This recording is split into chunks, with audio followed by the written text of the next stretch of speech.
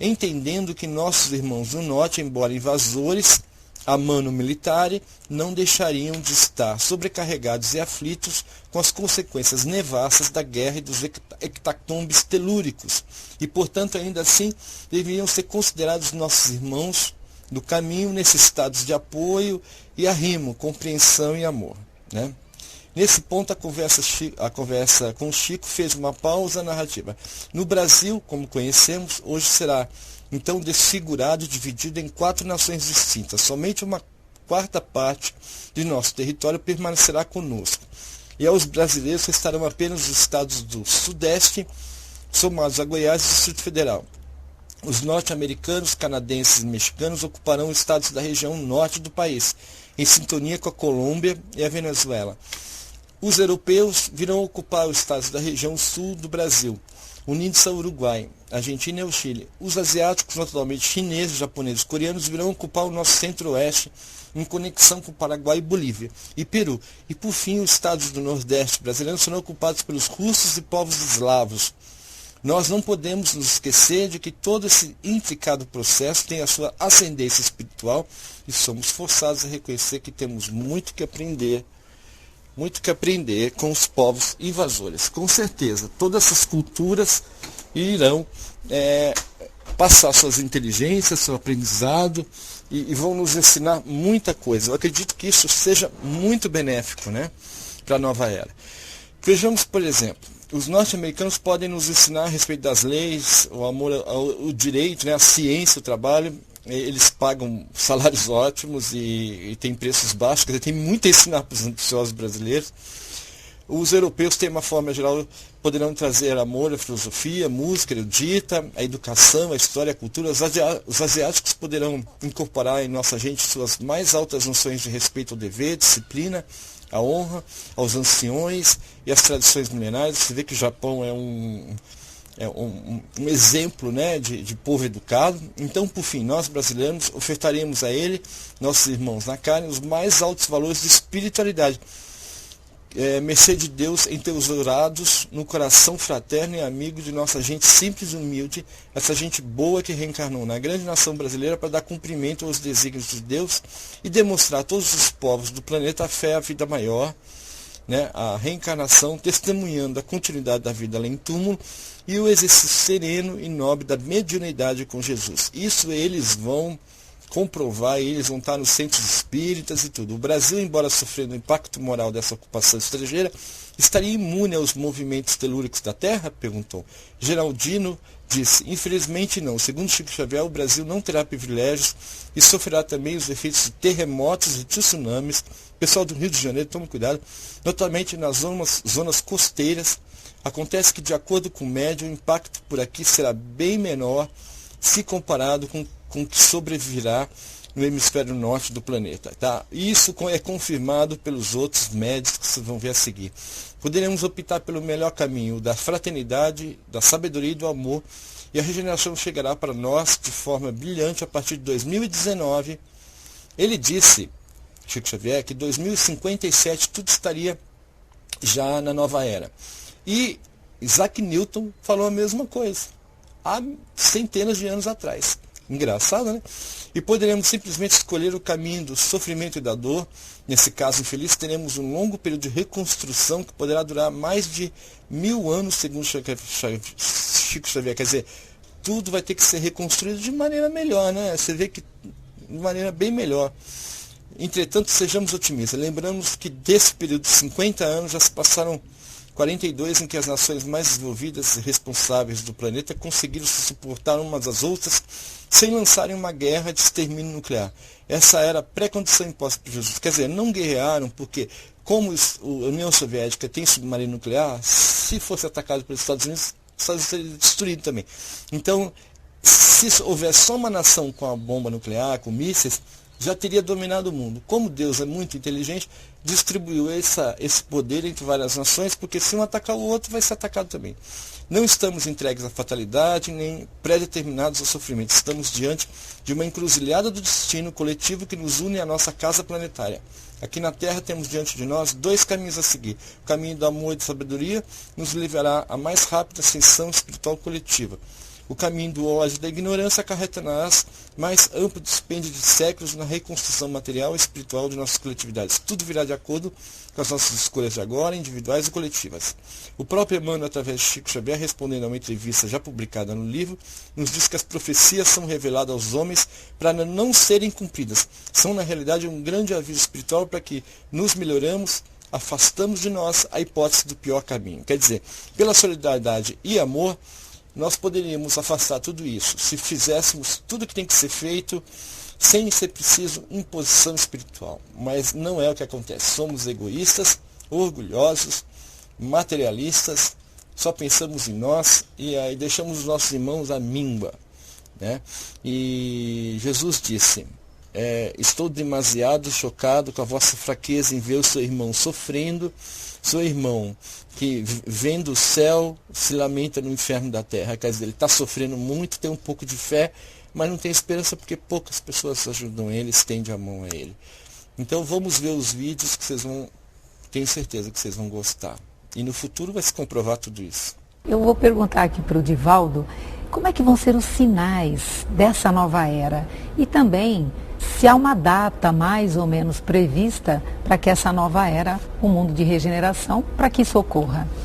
Os calendários Maia terminam as suas anotações no ano 1012, segundo especialistas, o que pareceria significar um momento clímax das grandes mudanças. Entidades nobres estabelecem mais ou menos o ano 2050 a 2058. Sir Isaac Newton. Isaac Newton é conhecido como o pai da ciência moderna. Ele criou a maioria das leis da física clássica que os engenheiros usam até hoje. Mas realizações de Newton não se limitaram ao campo da ciência. O grande cientista Isaac Newton também era investigador das profecias e um grande profeta também. Embora Newton seja amplamente conhecido pelo trabalho científico, ele provavelmente escreveu mais sobre a profecia bíblica do que sobre a ciência. Na verdade, muito mais. Ele imaginava, por ser matemático, que talvez pudesse estudar o livro do Apocalipse e calcular o verdadeiro fim do mundo. Newton ficou durante anos obcecado pela equação do Apocalipse, até que finalmente encontrou a resposta que procurava: a data do Apocalipse. Ele percebeu que tinha calculado a data exata do fim dos tempos, e ele marcou a data como o ano de 2060. 2060. Esta data de validade está a poucas décadas de acontecer. Porque a grande lei do universo é a lei de amor. Nós poderíamos passar pela grande transição sem a necessidade do sofrimento, se amássemos de tal maneira que o nosso bem anulasse o mal que nós fizemos. Mas como o egoísmo ainda é para nós a grande centelha que parece avivar o nosso entusiasmo da combustão da vida, ele dominando-nos faz que erremos e reajustemos, pequemos na palavra tradicional da teologia e voltemos a reabilitar-nos. Então nós vamos ver a grande transição como se opera, e Allan Kardec falou que um dia a terra seria habitada por espíritos felizes. A violência, infelizmente, ela campeia no mundo todo, seja em termos de guerra, de invasões, de conflitos, de assassinatos, de sequestro, o próprio suicídio. Isso tudo faz parte, porque nós estamos num período de transição e, segundo os amigos espirituais, hoje estão reencarnados na Terra espíritos dos grandes exponenciais, do bem e do mal. Há um momento de uma mistura, exatamente para que dessa mistura surja um novo mundo. Camadas populacionais inferiores, diz Herculano Pires, reencarnam na Terra para serem auxiliados através do exemplo daqueles que caminharam um pouco mais. Trazem dissabores, trazem violência, mas faz parte. Quando outrora nós éramos os errados, tivemos apoio dos que caminharam mais. Que bom que agora é a nossa hora de apoiar. Porque a grande lei do universo é a lei de amor. Nós poderíamos passar pela grande transição sem a necessidade do sofrimento, se amássemos de tal maneira que o nosso bem anulasse o mal que nós fizemos. Mas como o egoísmo ainda é para nós a grande centelha que parece avivar o nosso entusiasmo da combustão da vida, ele dominando-nos faz que erremos e reajustemos, pequemos na palavra tradicional da teologia e voltemos a reabilitar-nos. Então nós vamos ver a grande transição como se opera, e Allan Kardec falou que um dia a Terra seria habitada por espíritos felizes e que por volta do ano de 1988-90 a Terra entrava por sua vez nessa camada de fotos, onde ficará por quase 2000 anos.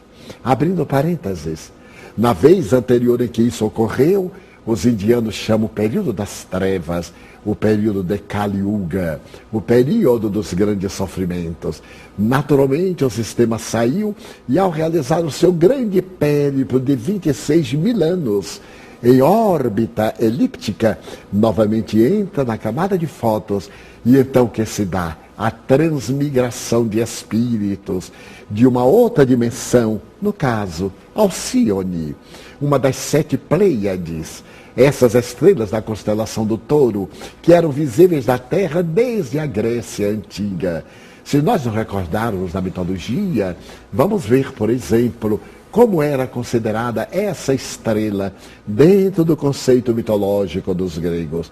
Pois agora, acercando-se o nosso planeta de entrar neste imenso oceano de fótons azuis, cuja luminosidade não produz calor, segundo os astrônomos, naturalmente haverá a grande migração de espíritos nobres de Alcione para o planeta terrestre. Mas, ao mesmo tempo, os maus, esses que se integram às falanges do mal, os responsáveis avarentos pela fome, lendo as estatísticas da FAO, Organização Mundial de Alimentos, que tem sede na Itália, sabemos que 800 milhões de pessoas devem morrer à fome nos próximos 10 anos.